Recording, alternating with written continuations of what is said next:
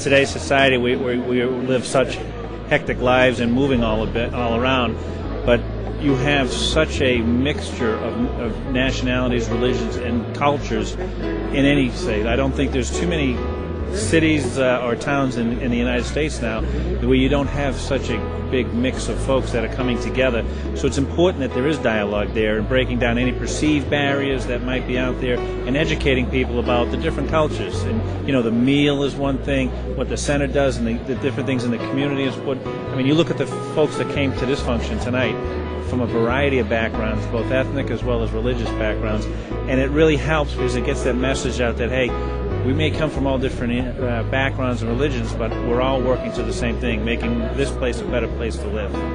Keynote speaker, U.S. Representative Charlie Dent, brought the message of the night home.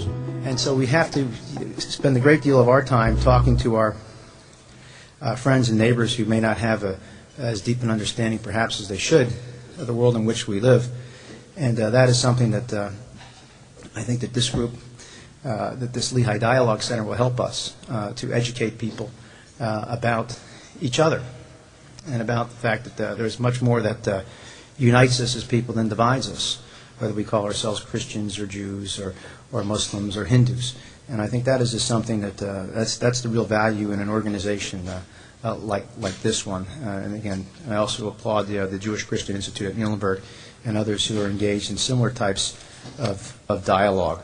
It is extremely helpful to me, is even more important to people in our community who may not have access to some of the information that many of you have access to. I think this is extremely important for us to, again, recognize that we all are bonded by our common humanity, and that even though we may embrace different faiths and points of views on various issues, that these types of dialogues, I think, take us a long way in understanding each other and helping to facilitate and advance a more peaceful and just solutions to our problems, and certainly facilitates greater understanding among all people. So with that, I want to thank you for this opportunity. I enjoy the food, by the way. Something about Mediterranean food, Middle Eastern food, that is just first rate, and the baklava looks very good. Here tonight you have people of many different faiths here together, again, celebrating the richness of each of our traditions and heritages and cultures and faiths, and I think that that's extraordinarily important to all of us. Our society is becoming increasingly diverse, and as a world we're increasingly interconnected, so I think it's extremely important to start a dialogue, to maintain that dialogue. As a Muslim, it's our duty to show the public what Muslims are, and we have to, part of the dialogue, we have to talk with everybody and we have to introduce ourselves, because there's a whole lot of negativity about Islam and about Muslims, and it's our job as Muslims to dispel this negativity and convert that into positivity. If you want to accomplish anything, you have to work as a group, and you have to make small the differences and make big the things you have in common. And it doesn't necessarily have to be religious. It can be cultural. It can be countries. It can be race. It can be many, many differences that people have to overcome and work on. I'm Christian, and I have a lot of Christian friends and who don't have an opportunity to get to know Muslims. They don't have Muslims as neighbors or whatever. And I think there's suspicion among people when they don't know people. But when you can put a face to somebody and you get to talk to them, it really does promote understanding. People are usually scared of what they don't know. So that was the case. They didn't know any better, so they were scared of the people in this area. But the more you talk about yourself, your neighborhood, your religion, your culture, they feel more comfortable. And I guess that's the way it should continue if you want to introduce ourselves into the United States. I think people as a whole tend to be suspicious of people that are different, and the only way you're going to get past that is to get them to get to know one another. And I think when people get to know each other, they realize that really we're basically all the same underneath. First, we wanted to bring community leaders, the leaders of the non-profit organizations, leaders of the churches, synagogues, and other non-profit organizations like Amnesty International was here today, and Red Cross was here today, Latino, Hispanic group leaders was here today. So we can bring leaders first on the table and then it's going to be cascading effect to the members of that leaders in their own institutions, whether it's church or synagogue or non-profit organization.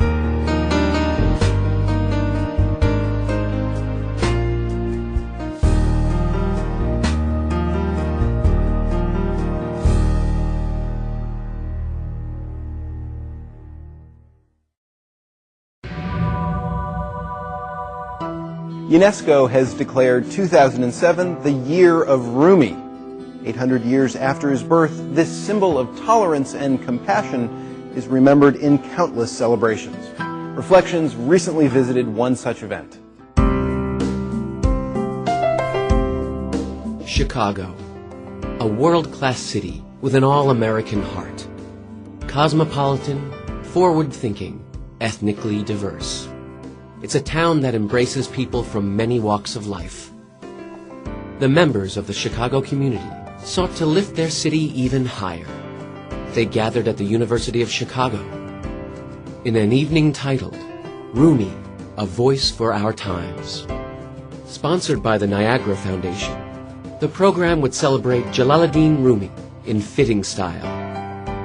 Visitors first enjoyed a reception. It was a chance to make new acquaintances and rekindle old friendships.